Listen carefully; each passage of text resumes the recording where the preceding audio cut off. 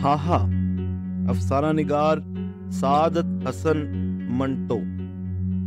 गोपाल की रान पर जब ये बड़ा फोड़ा निकला तो उसके आसान खता हो गए। गर्मियों का मौसम था, आम खूब हुए थे। बाजारों में, गलियों में, दुकानदारों के पास, फेरी वालों के पास, जिधर देखो आम ही आम नजर आते, लाल, पीले, सब्ज, रंगारंग के। सब्जी मंडी में खोल के हिसाब से हर किस्म के आम आते थे और निहायत सस्ते दामों फरोख्त हो रहे थे। यूं समझिए कि पहले पिछले बरस की कसर पूरी हो रही थी। स्कूल के बाहर छोटू राम फल फरोश से गोपाल ने एक रोज खूब जी भर के आम खाए और जेब में से 1 महीने के बचाए हुए जितने पैसे जमा थे सब के सब उन आमों पर खर्च कर दिए, जिनके गूदे और रस में शहद घुला हुआ था।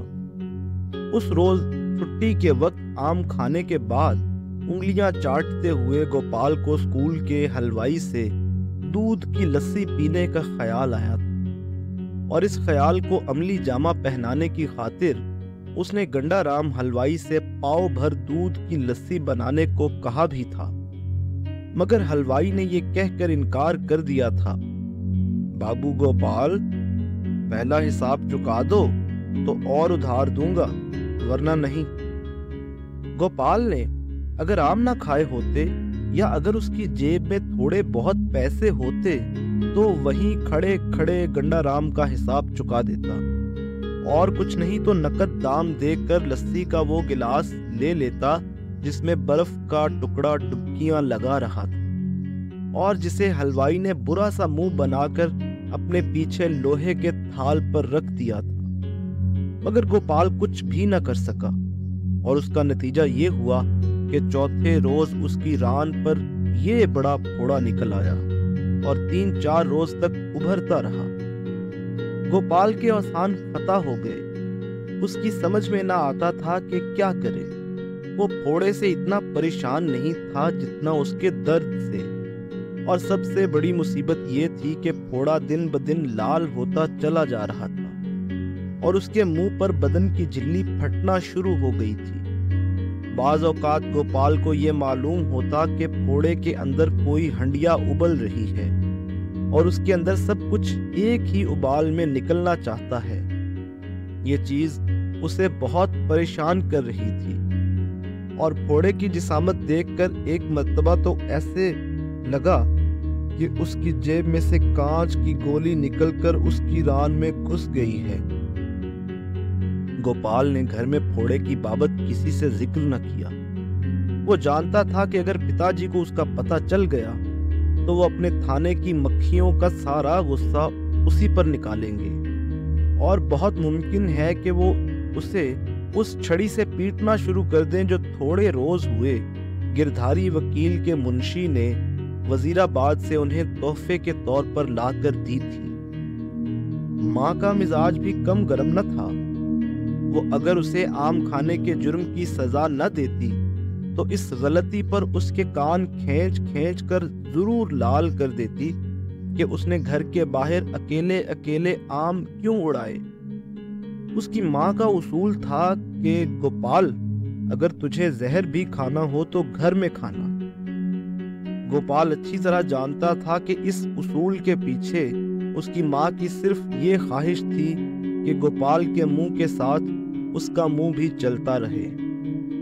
कुछ भी हो, गोपाल की रान पर फोड़ा निकलना था, निकल आया।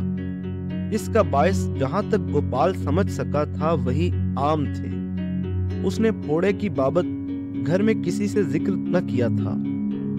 उसको अपने पिताजी की वो डांट अच्छी तरह याद थी जो गुसल खाने के अंदर पिलाई गई थी। उसके पिताजी लाला पुरुषोत्तम दास थानेदार लंगोट बांधे नल के धार के नीचे अपनी गंजी चिंदिया रखे और बड़ी तोंद बढ़ाए मूछों में से आम का रस चूस रहे थे।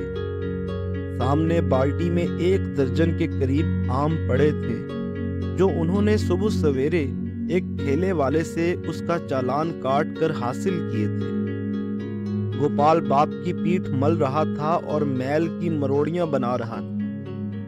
जब उसने हाथ साफ करने के लिए बाल्टी में डाले थे और चुपके से एक आम उड़ाना चाहा, तो लाला जी ने बड़े जोर से उसका हाथ झटक कर छोटे से आम को मूंछों समेत मुंह में डालते हुए कहा था, बेशरम, तुझे बड़ों का लिहाज करना जाने कब आएगा। और जब गोपाल ने रोनी सूरत बनाकर कहा था, पिताजी, आम खाने को मेरा भी तो जी चाहता है, तो थानेदार साहब ने आम की गुठली चूस कर मोरी में फेंकते हुए कहा था, गोपू, तेरे लिए ये आम बहुत गर्म था, फोड़े फिंसियां चाहता है तो बेशक खा ले, 2-3 बारिशें और हो लेने दे, फिर खूब ठाठ से खाइयो, तेरी माँ से कहूंगा वो लस्सी बना देगी, चल अब पीठ मल। और गोपाल ने ये रुकावट की बात सुनकर खामोशी से अपने पिता की पीठ मलना शुरू कर दी थी, और आम की मिठास ने जो पानी उसके मुंह में भर दिया था उसे देर तक निगलता रहा था। उसके दूसरे रोज उसने आम खाए और चौथे रोज उसकी रान पर फोड़ा निकल आया। उसके पिताजी की बात सच्ची साबित हुई। अब अगर गोपाल घर में किसी से उस फोड़े की बात करता तो जाहिर है कि खूब पिटता। यही वजह है कि खामोश रहा और फोड़े का बढ़ाव बंद करने की तदबीरें सोचता रहा। एक रोज उसके पिताजी थाने से वापसी पर जब घर आए तो उनके हाथ में एक लंबी सी बत्ती थी। गोपाल की माँ को आवाज देकर उन्होंने ये बत्ती उसके हाथ में देकर कहा, ले, आज बड़े काम की चीज लाया हूं, बंबई का मरहम है, 100 दवाइयों की एक दवा है, फोड़े फिंसी की बहार है, जरा सा फाहा फोड़े पर लगा दोगी, यूं आराम आ जाएगा, यूं। बंबई का नखालिस मरहम है, संभाल के रख। गोपाल अपनी बहन निर्मला के साथ सहन में गेंद बल्ला खेल रहा था। इत्तेफाक की बात है कि जब थानेदार जी मरहम देकर अपनी पत्नी को कुछ समझा रहे थे तो निर्मला ने जोर से गेंद फेंकी। गोपाल का ध्यान बाप की तरफ था।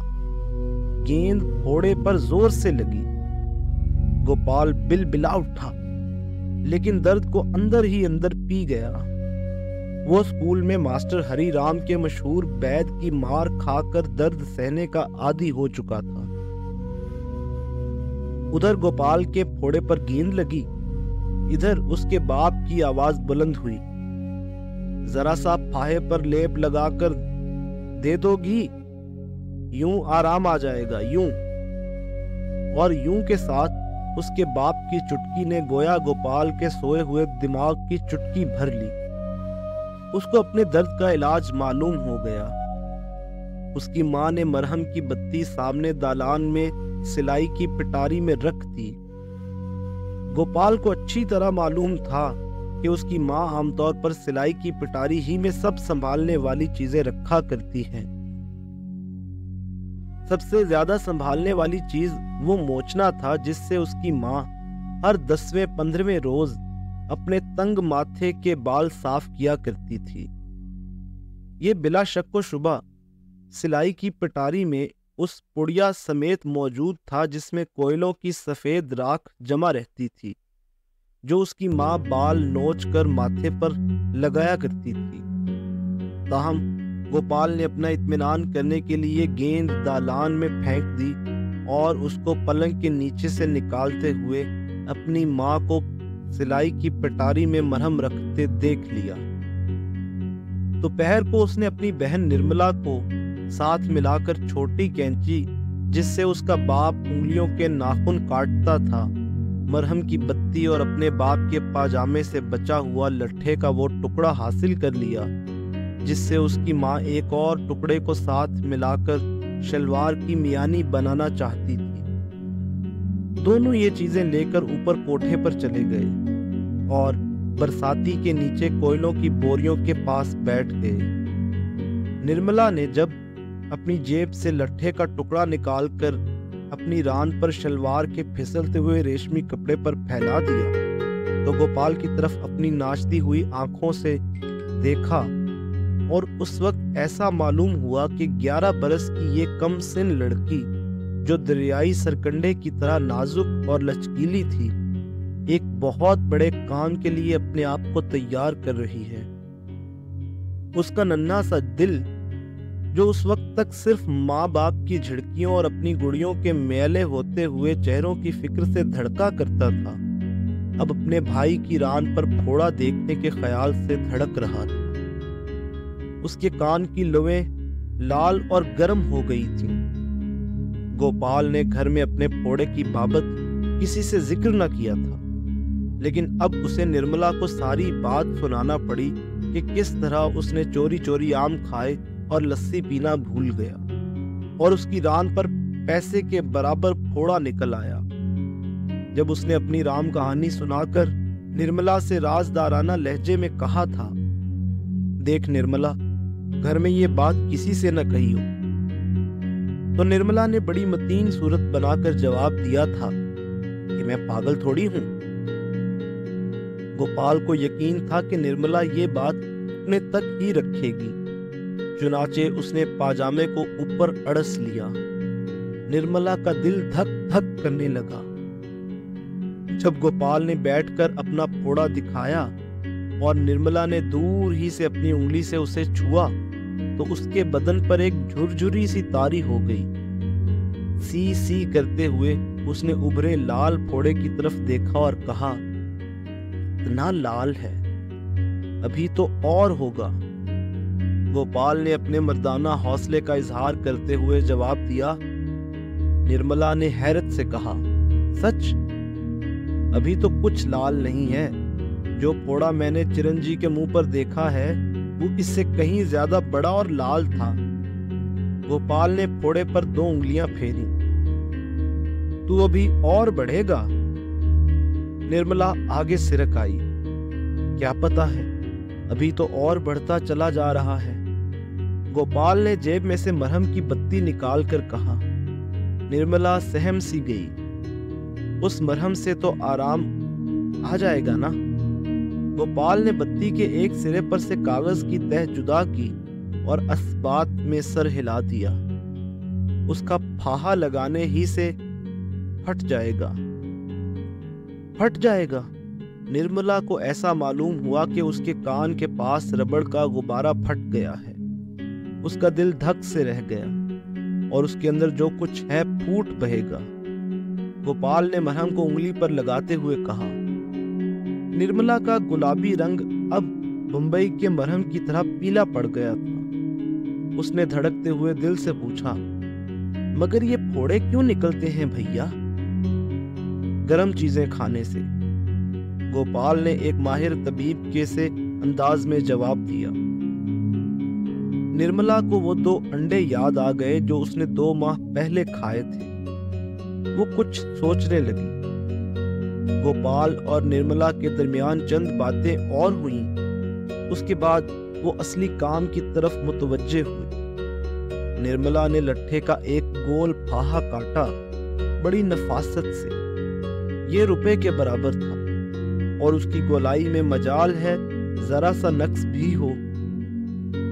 इसी तरह गोल था जिस तरह निर्मला की माँ के हाथ की बनी हुई गोल रोटी होती थी। गोपाल ने उसे फाहे पर थोड़ा सा मरहम लगा दिया और उसे अच्छी तरह फैलाने के बाद फोड़े की तरफ गौर से देखा।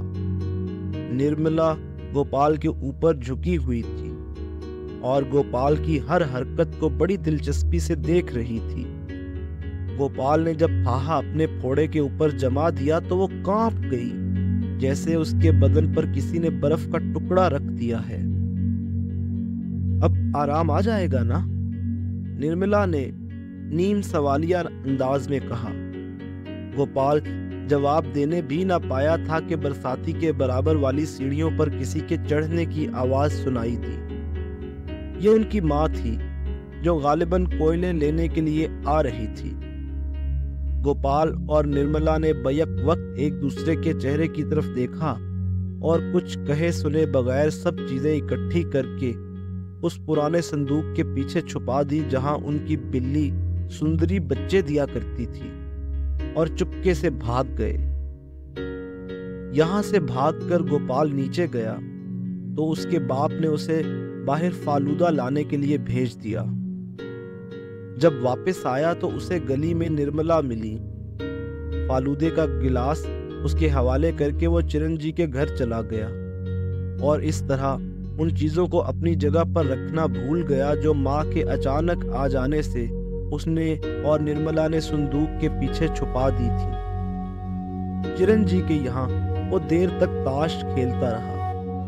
खेल से फारिग होकर जब वो चिरंजी की बगल में हाथ डाले कमरे से बाहर निकल रहा था तो किसी बात पर उसका दोस्त हंसा और उसके दाहिने गाल पर फोड़े का निशान लंबी सी लकीर बन गया। उसको देखकर फौरन ही अपने फोड़े का गोपाल को ख्याल आया और इस ख्याल के साथ ही उसे वो चीजें याद आ गईं जो संदूक के पीछे पड़ी थी। चिरंजी की बगल से हाथ निकालकर वो भागा। घर पहुंचकर उसने वहां की फजा देखी। उसकी माँ सहन में बैठी उसके बाप से मिलाप अखबार की खबरें सुन रही थी। दोनों किसी बात पर हंस रहे थे। गोपाल उनके पास से गुजरा। दोनों ने उसकी तरफ देखा मगर उससे कोई बात न की। गोपाल को इत्मीनान हो गया कि अभी तक उसकी माँ ने अपनी सलाई की पिटारी नहीं देखी। चुनाचे वो चुपके से कोठे पर चला गया। बड़े कोठे को तय करके दरवाजे के अंदर दाखिल होने ही वाला था कि उसके कदम रुक गए। संदूक के पास बैठी निर्मला कुछ कर रही थी। गोपाल पीछे हट गया और छुप कर देखने लगा। निर्मला बड़े इन्हमाक से फाहा तराश रही थी। उसकी पतली पतली उंगलियां कैंची से बड़ा नफीस काम ले रही थीं। फाहा काटने के बाद उसने थोड़ा सा मरहम निकालकर उस पर फैला दिया और गर्दन झुकाकर अपने कुर्ते के बटन खोले। सीने के दाहिनी तरफ छोटा सा उभार था। ऐसा मालूम होता था कि नलकी पर साबुन का छोटा सा नामुकम्मल बुलबुला अटका हुआ है। निर्मला ने फाहे पर फूंक मारी और उसे उस नन्हे से उभार पर जमा दिया।